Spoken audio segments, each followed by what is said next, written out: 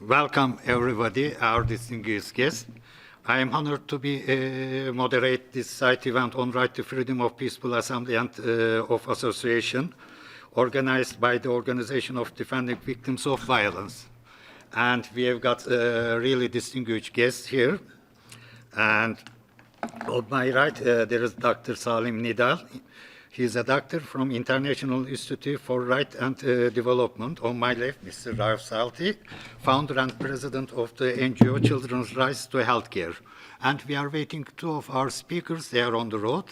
Mr. Belilia Mohammed, he's a human rights activist from University of Geneva. And another distinguished guest, Mr. Khaled Barakat, he is a member of the Executive Committee of the Palestinian Alternative Revolutionary Path Movement, and he is a Palestinian writer. Now we have got so much people here. Nice to see them. And I will give the first floor to Dr. Salim Nadel. Floor is yours. Good afternoon, everyone, and thank you for this invitation to join this side event for today to speak about peaceful assembly and association. Actually, I was invited at the last moment because I replaced a colleague of mine. I'm not from the International Institute but I'm speaking on behalf of them because this is one of the many programs for the International Institute for Rights and Development. Palestine and the genocide issue is a main issue for their programs. Actually, we are speaking today about human rights. Here we are in the Human Rights Council. And the human rights have many things. Among these things is the General Assembly and Association and the freedom of expression. But when we are looking what is going around us everywhere, everything is moving not in the direction of human rights. All movement which is going in the streets, or except if it's going by this organization who are working without any political background, because what we notice everywhere that all these human rights are completely rooted to political power. And it have always a double standard, a double measures. If you are speaking about something which is related to, I will say, to Western Union, to United States, to other countries who have a main power in the world, you can speak without any problem.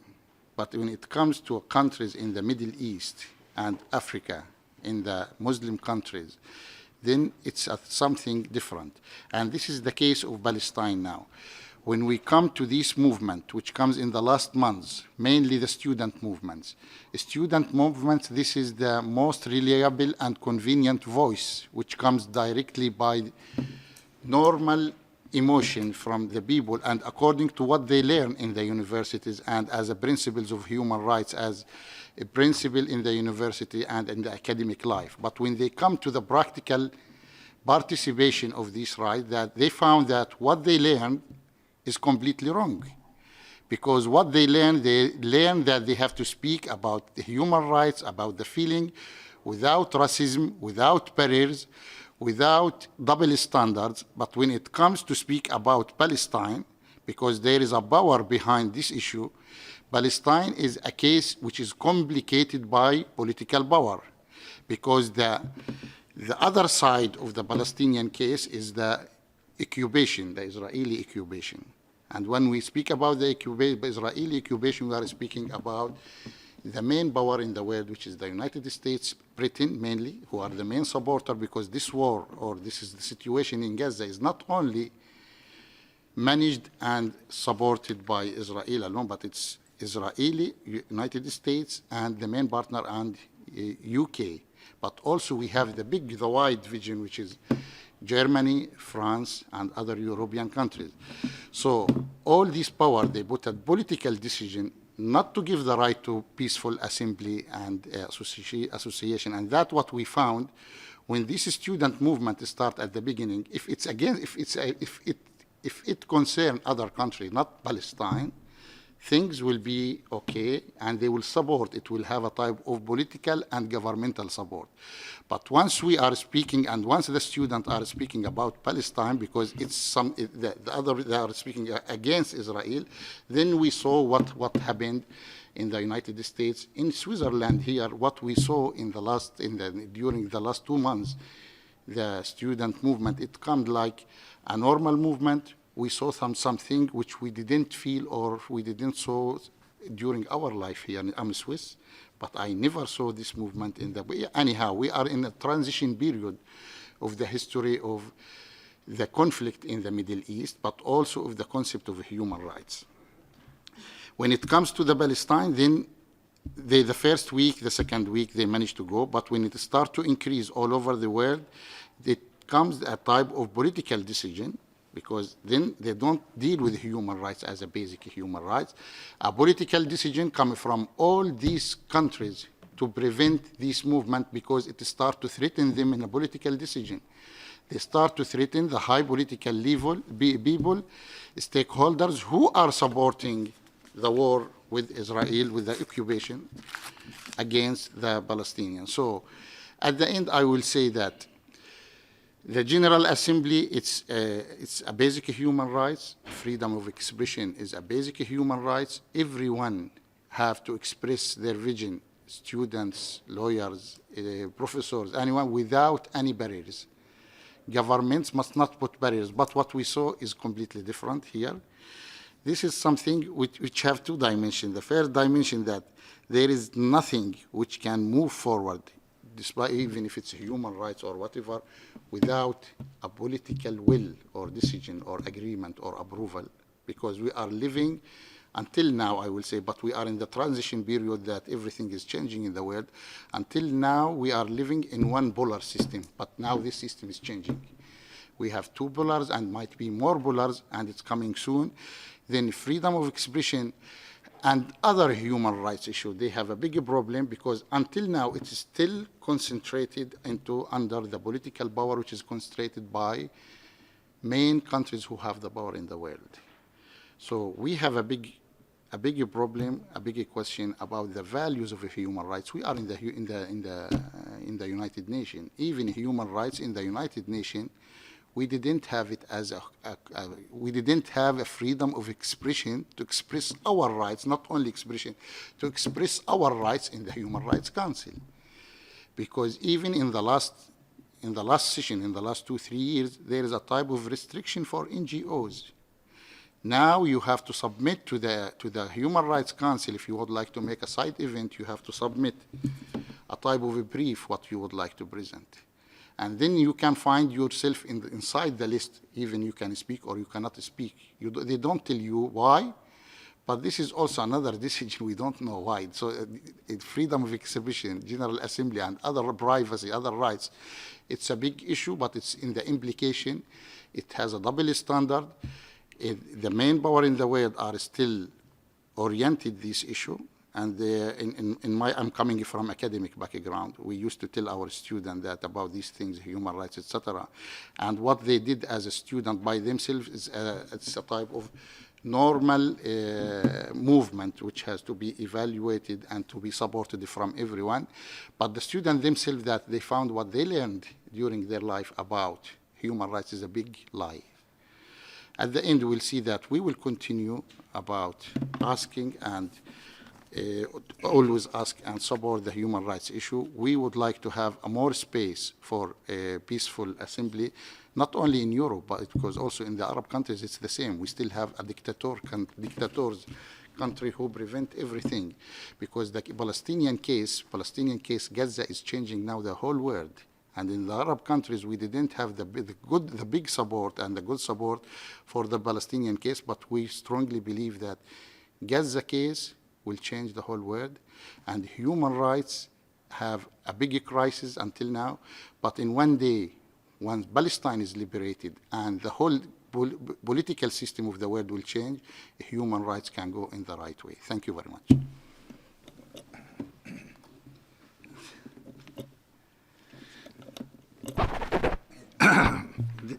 Dear Dr. Salim Nidal, many thanks for your speech. Now I will give the floor to the Honorable Rauf Salti, founder and president of the NGO Children's Rights to Healthcare. Now your speech. Yes, thank you very much.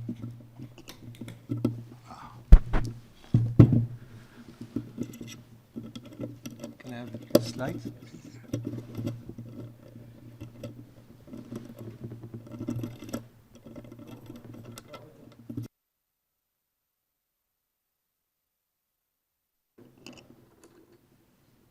It's okay.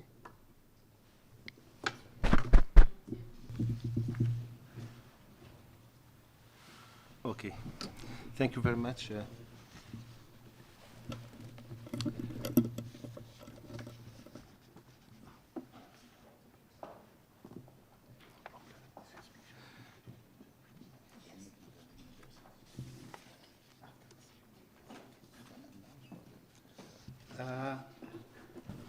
I need to make an announcement. Dear Dr. Salim Nadil has to leave the site event. He apologizes. He need to go to the institute for his lesson.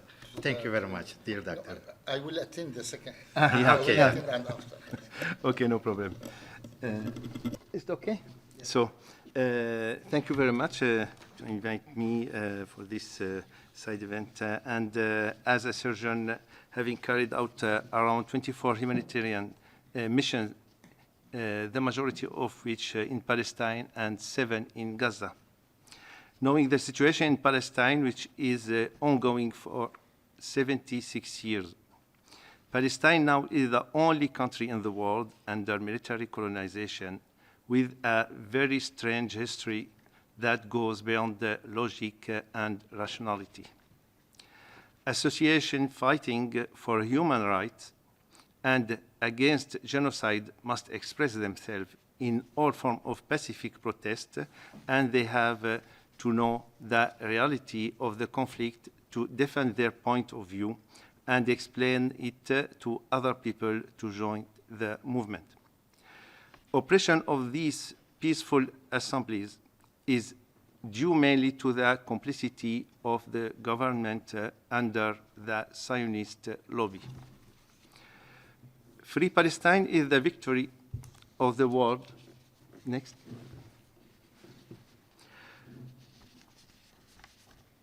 From this place, we have the opportunity to tell the reality and the reasons that motivate our protest. All the world should know the truth.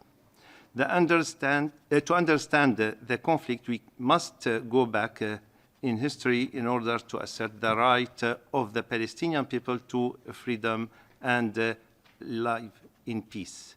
We must also mention the illegal colonizing force using lies in order to prove their rights to commit all kinds of atrocity in the name of religion. Palestine is not a country without people.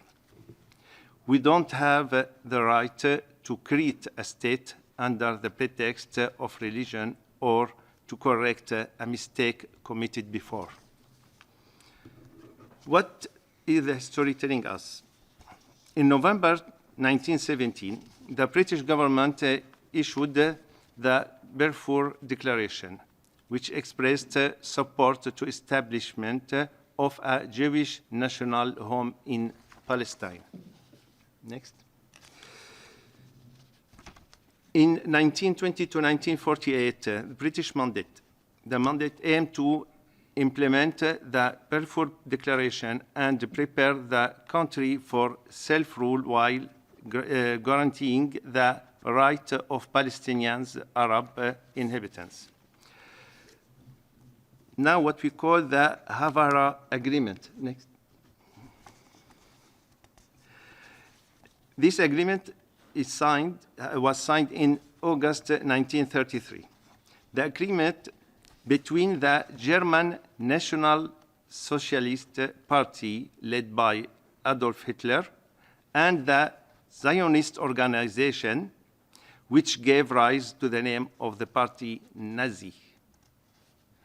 It's a subject that hid many questions about the history of the Holocaust and the Second World War. This agreement is mainly known as the Havara Agreement to Transfer Agreement, or the Transmit Agreement, which consists to facilitation of immigration German Jews and transfer part of their property to Palestine via a Zionist organization. What we called also Nazi trip to Palestine. The Nazi trip to Palestine refers to an event in 1933 when a delegation from the German Nazi Party visited British Mandate Palestine. This trip was organized as part of a Nazi effort to promote and facilitate the German Nazi Zionist Jewish immigration from Germany to Palestine in collaboration with Zionist institutions. Next.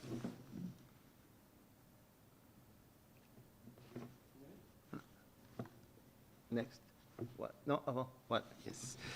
The Palestine Travel Medal, also known as a medal in memory of the Führer trip to the German colony of Palestine.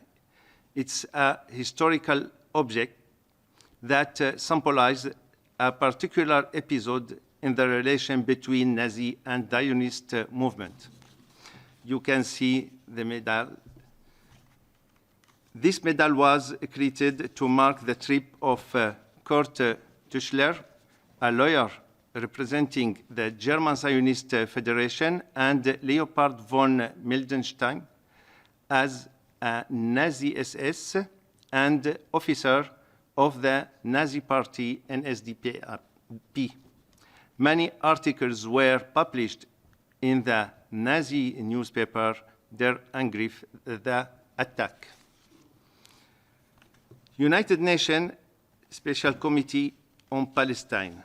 The UN General Assembly established the United Nations Special Committee on Palestine in May 1947 to investigate and propose solution. Sharing plan, or the Resolution 181. On November 29, 1947, the UN General Assembly adopted Resolution 181, which approved the partition plan. The main element of the plan were to create two independent states, a Jewish state and an Arab state, with defined borders. Next. Now you can see in this picture the Palestine, historical Palestine on the left, and the sharing plan, and in 76, after the war of 67, excuse me, and now in 2010. Now the question is, next, can we reproduce the same thing in another country in the world today? Fighting Zionism is fighting the Nazi in reality. Fighting Zionism is a victory of the world. Choose your side. Thank you very much.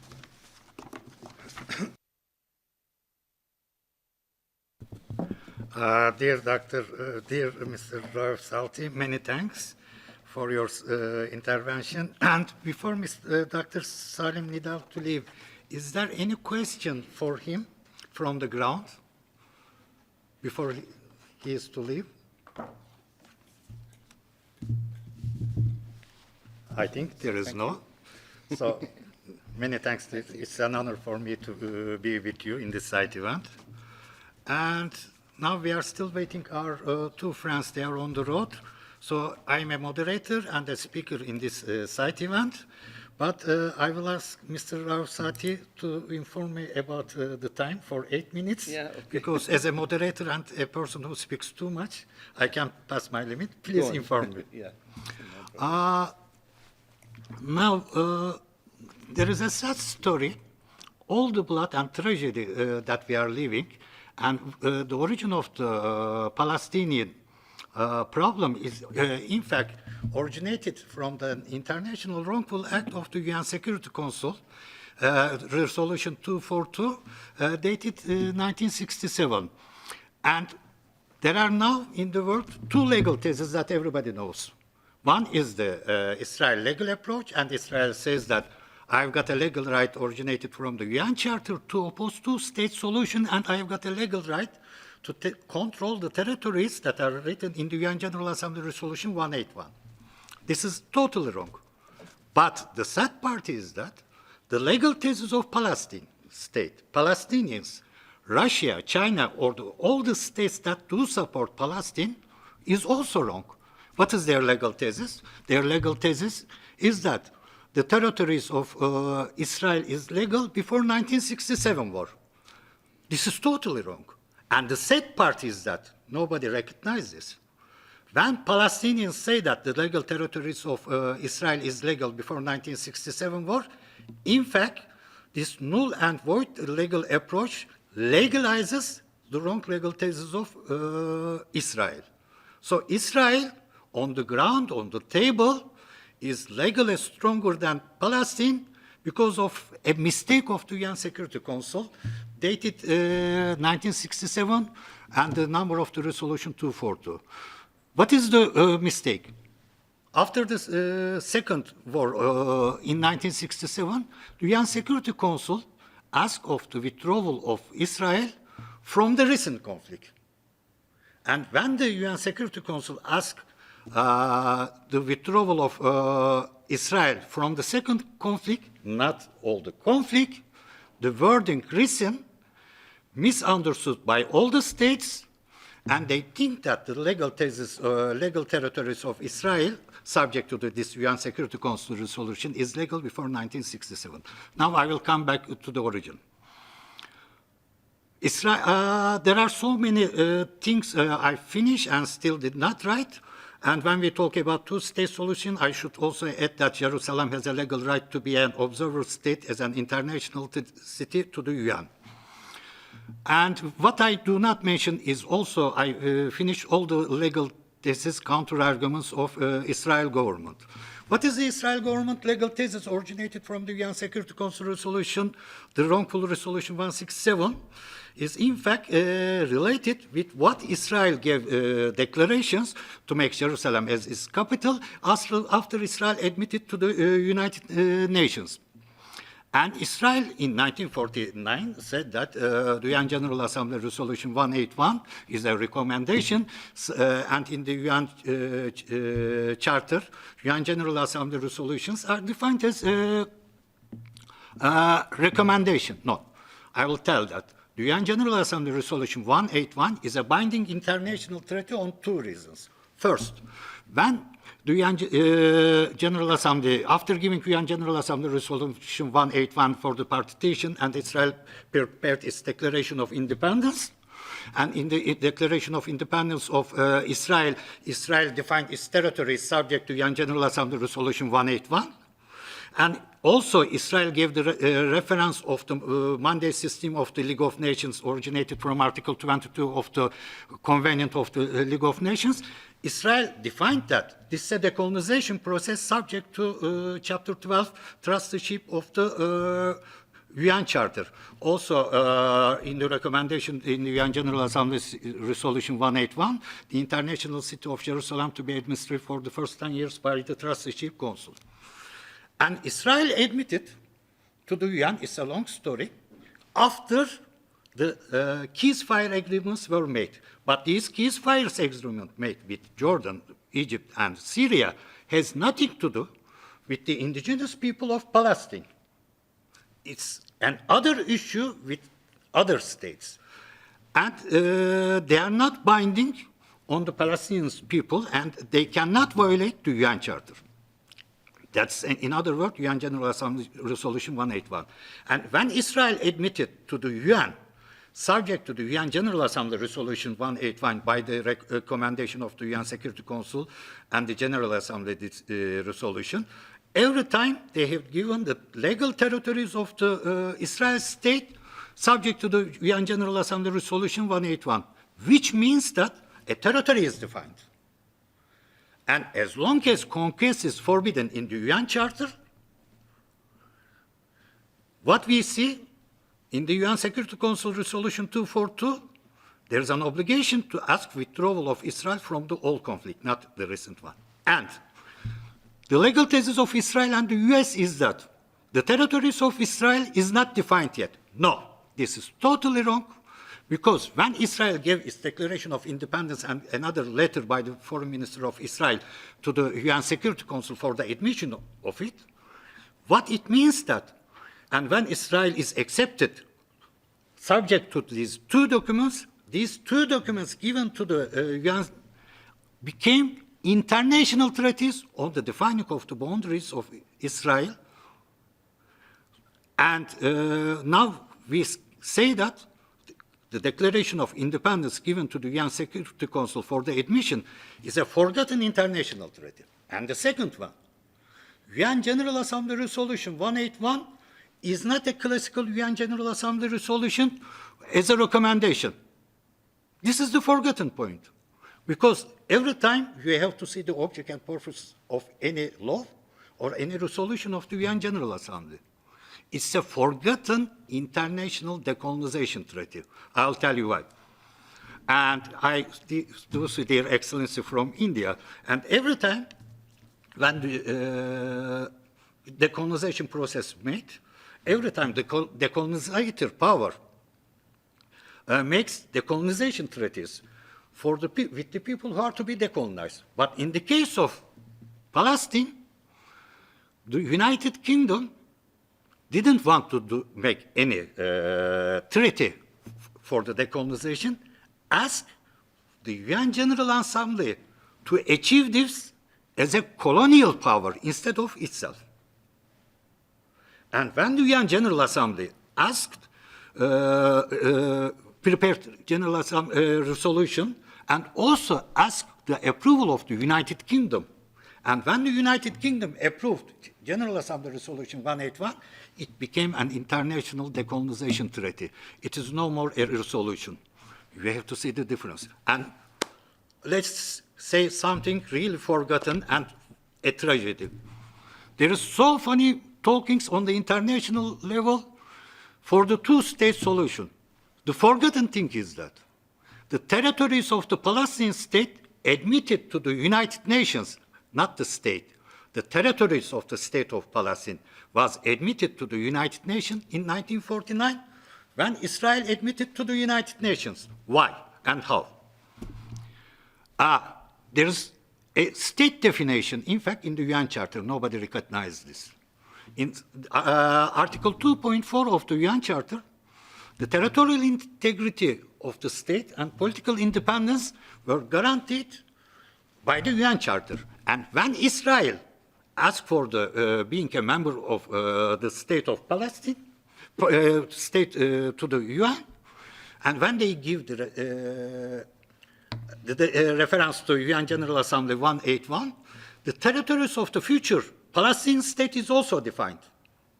And Israel, subject to Article 2.4, gave a permission to the UN that they are not to conquest any territory. And the territories of future Palestinian state are reserved, subject to the UN General Assembly Resolution 181, when Israel admitted to the UN. And I have got 0 minutes, but I will ask from the moderator 2 minutes, because I think I will want to say. So the territories of Israel admitted to the UN in 1941 as a reserved place. And what we see, the tragedy, is that in the UN Security Council Resolution 242 after 1967 war, the UN Security Council bypassed its power, violated the UN Charter, and asked withdrawal of Israel from the recent conflict. So you see that all the legal thesis of Israel and Palestinian is wrong. Now, I will finish in 1 minute. There is an international wrongful act of an international organization. This is the UN Security Council resolution. And all the legal things that the government of Israel said till today is that I would like to mention a Latin phrase, ex injuria jus non oritur, that law or right does not arise from injustice. And with the Erdogan's concept of decolonization, this wrongful act of the UN Security Council must be corrected. And this is the only peaceful legal solution to the Palestinian issue. And what I will say that when the UN Security Council violated the UN Charter, bypassed its power, any state can take the case to the International Court of Justice for the legal meaning of the UN Security Council resolution wording recent conflict to withdraw. And the decision of the International Court of Justice will not be advisory because there is a violation of the UN Charter and will be binding to UN Security Council to correct this wrongful act and ask for UN Security Council to correct it as an obligation. Thank you, dear moderator. I bypass minute. Thank you very much. And now we are still waiting our speakers. And I hope they are to come. And then I can ask any questions from the ground on this issue for me and or for the Dr. Salti, or I can give floor, dear doctor. Ah, yes, he's on. Okay, so I give the floor.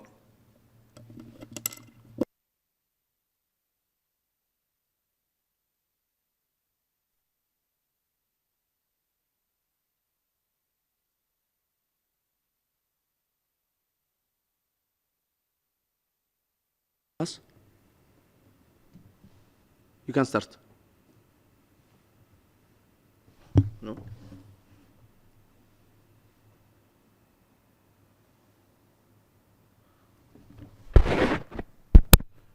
We can hear you. افتح الميكروفون. Is that Yeah. me? No, it's okay. Oh, you can hear me now. Yes, exactly. Yeah. You say doctor. I'm not a doctor, so that's why I was confused. If I can begin my talk, I was asked to speak about the right to assembly in peace and the student protest. And when I was looking at the title of this, for a Palestinian who was born in Palestine and raised in Palestine, the title, seems weird to me because, as a Palestinian, because this entire concept of the right to assemble in peacefully cannot be applied on Palestinians, especially those who live in Palestine, because the system of oppression that we live under, occupation, they won't allow you to assemble in any way, whether in peacefully or whether you are, just merely trying to organize a lecture about, literature. There's the system of oppression in Palestine doesn't allow any kind of practicing any human rights at any level. Now, in the last 9 months, we have been witnessing that this is also true in the Western so-called democracies, where students and others are trying to raise their voice against the genocide that it's taking place in Gaza. And they also are becoming subject to oppression. And we are talking about universities, across North America and Europe, where police were deployed, special forces sometime. Students have been subjugated to all kinds of oppression and measures by the universities and by the state. And we see that particularly in countries like Germany, France, Holland, these Western countries that have been constantly lying about people's rights to assemble and peacefully. Students have been trying to organize always in a manner of peacefully assembly in peace. But also, it is important to look at who have the right and when they have the right and on what topic. So if students were organizing a demonstration, for example, that suits the interest of the Canadian government or the United States government, then they will be allowed and there will be no oppression whatsoever.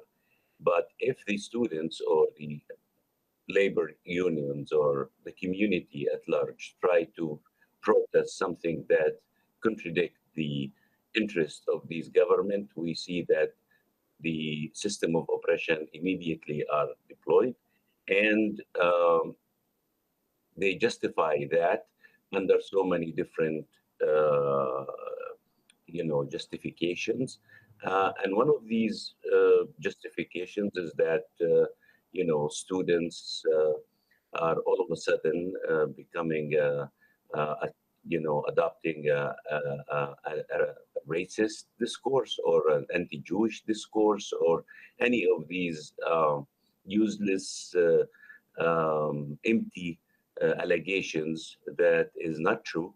But the attempt is to terrorize anyone who tried to raise her or his voice against the genocide that happens in Palestine. And that is because Israel always is the exception when it comes to uh, colonialist powers and Western, so-called Western democracies. And Gaza and the genocide that it's happening is exposing all of that.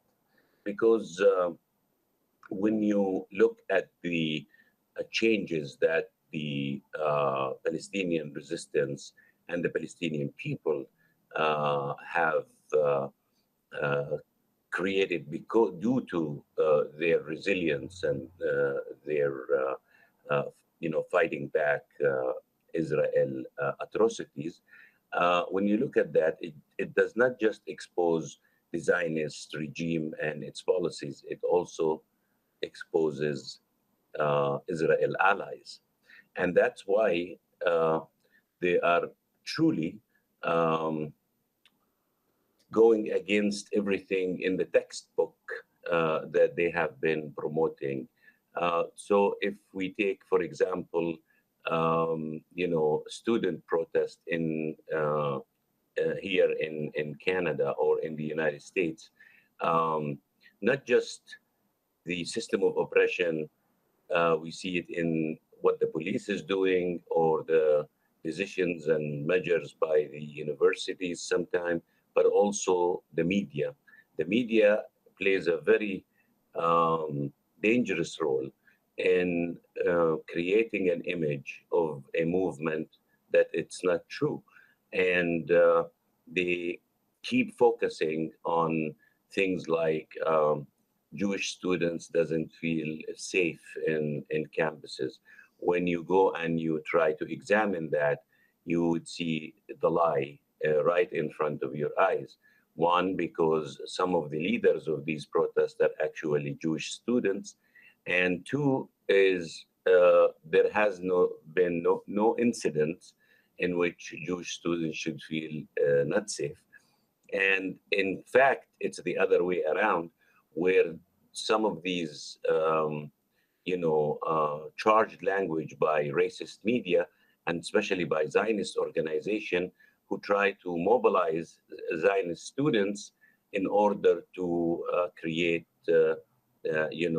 internal conflicts or create tension in the campus. And it's not the pro-Palestinian students who are doing this.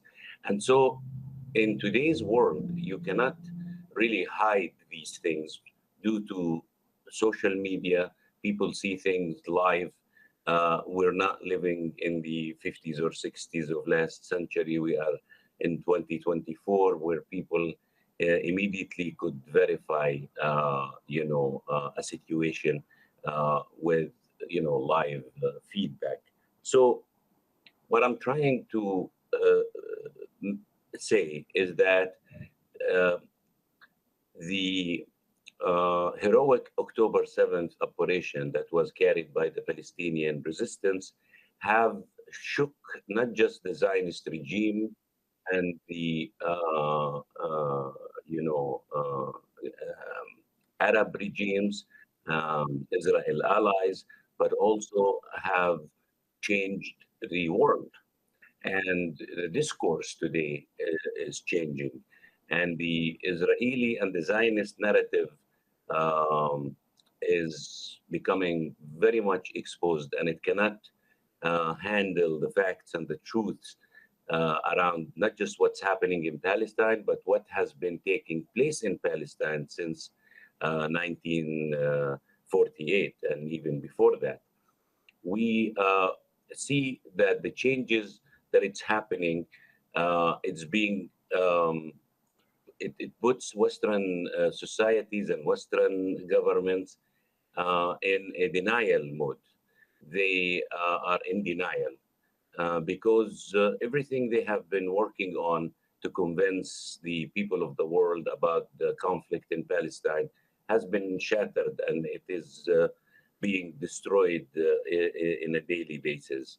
And with every bomb that Israel throw at the people in Gaza and South Lebanon and Syria, Israel exposes itself more and more. And it exposes also its allies, particularly the United States, because the US, we know that this entire discourse around human rights that the empire has been using in order to invade other countries, in order to besiege other countries, and impose sanctions against the people of the world and those who reject US policies.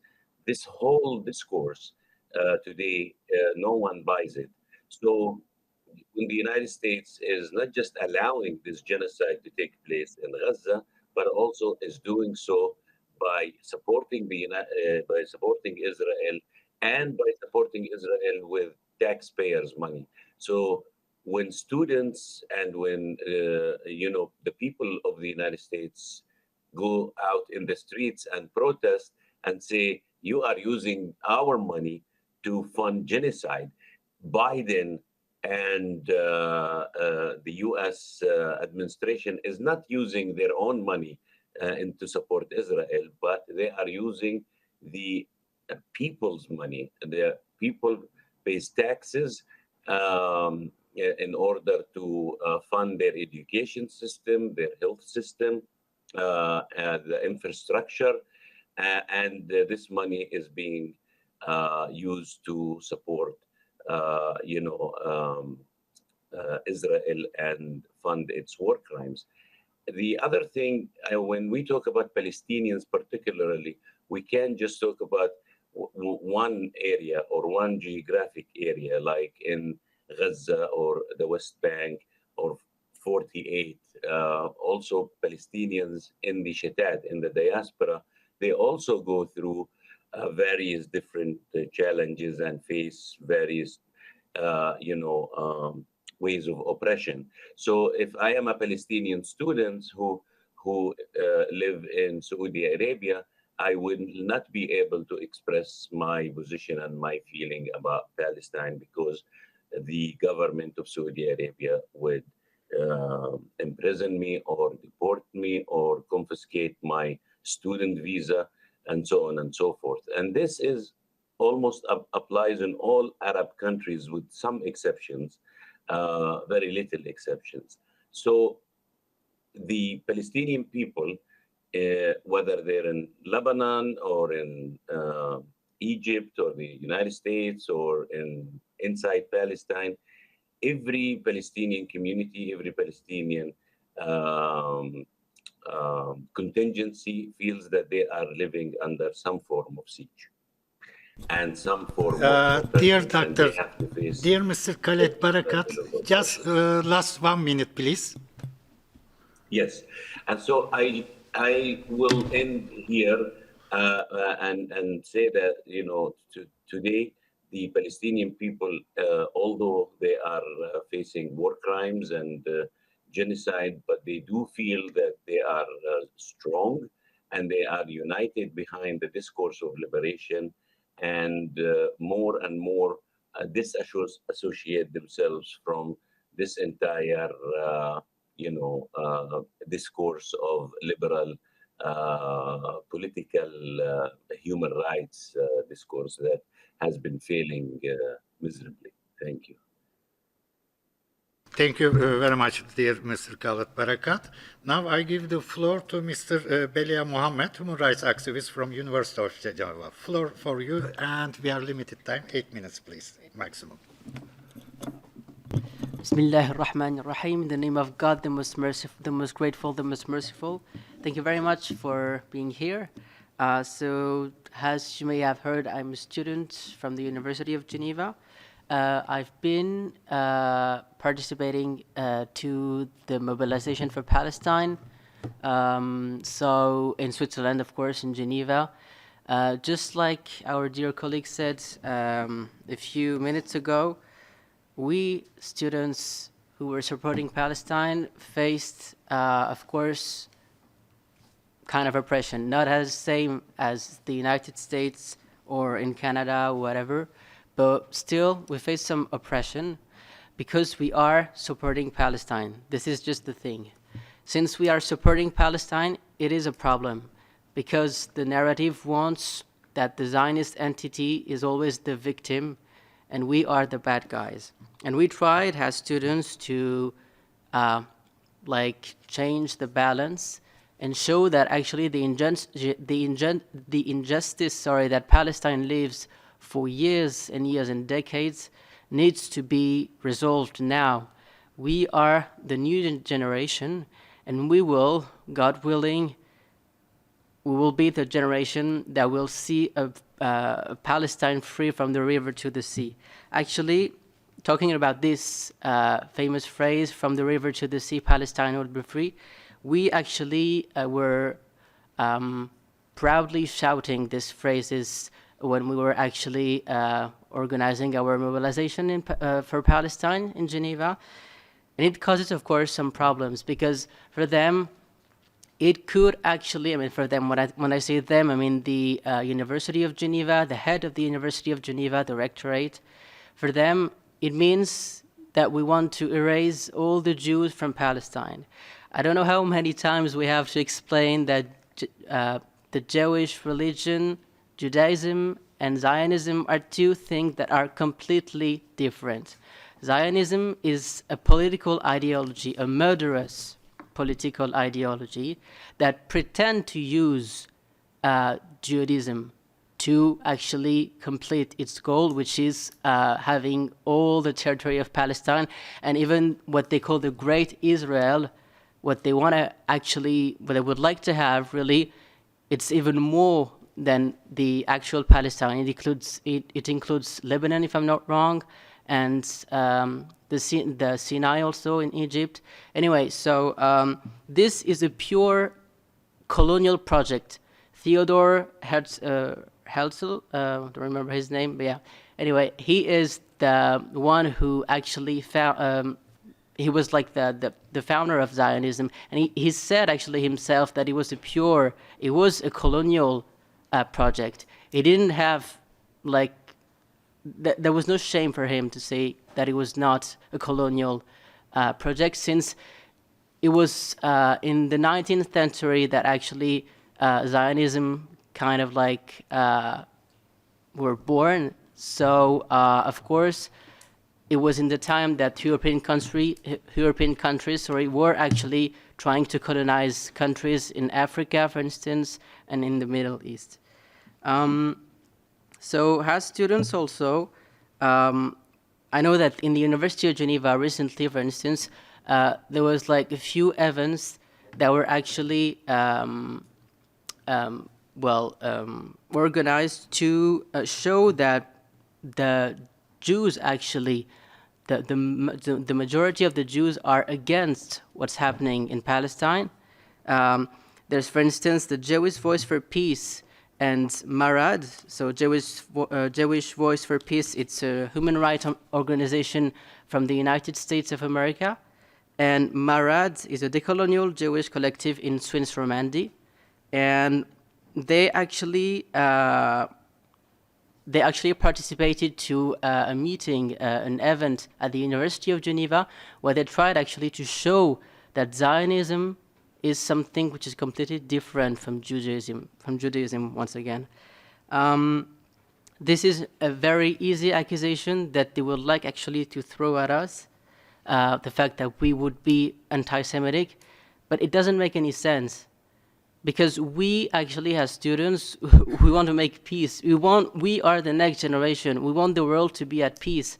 So why would we like to be anti-something, knowing that all our mobilization were actually resting on a peaceful organization, a peaceful message.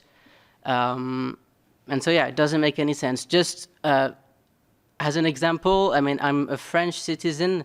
Yesterday, I was very happy when I saw the results of the election in France. We were called anti-Semitic. Well, the left party, which actually was also called anti-Semitic, won. So does it mean that everyone is anti-Semitic? I don't think so. So it is a proof, once again, that the world is waking up, and we as students, we are mobilized, and we will never, God willing, give up on Palestine. Thank you.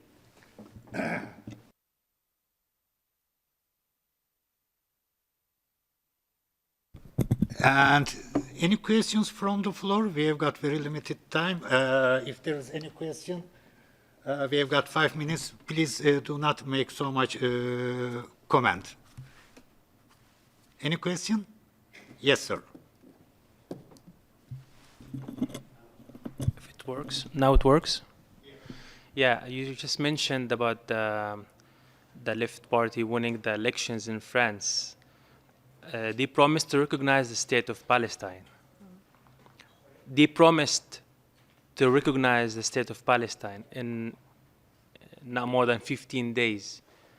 You, as a French citizen from an Arab origin, do you believe so? Do you think France will shift to be a pro-Palestine country and stop supporting the Israeli occupation?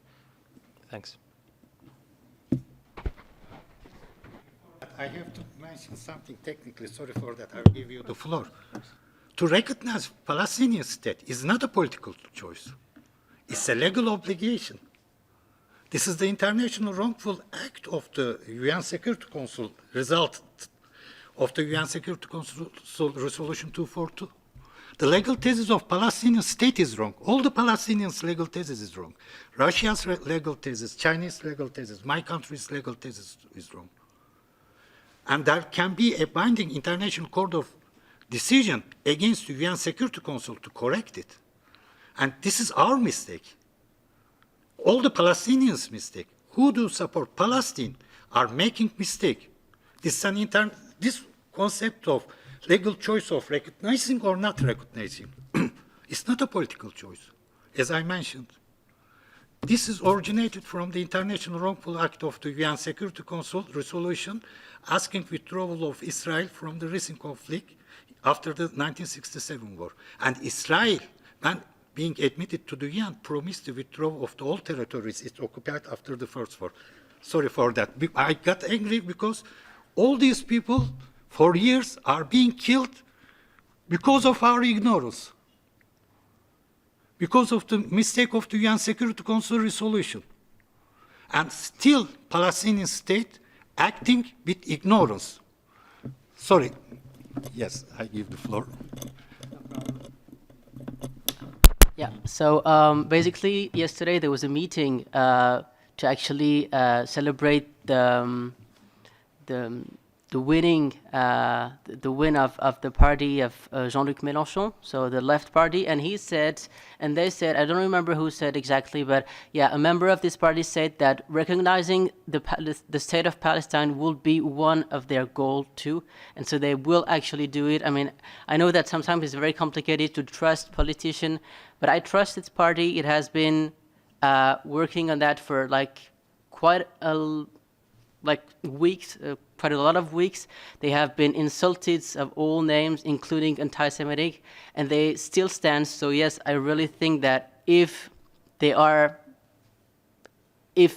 the how to say that, the power actually to be at the government of France, they will actually recognize Palestine as a state. I'm sure of it. So we are coming out of time, and we have got just 1 minute left. So I am to thank everybody. And if there are any questions, we will be outside. You can ask the questions. Thank you very much for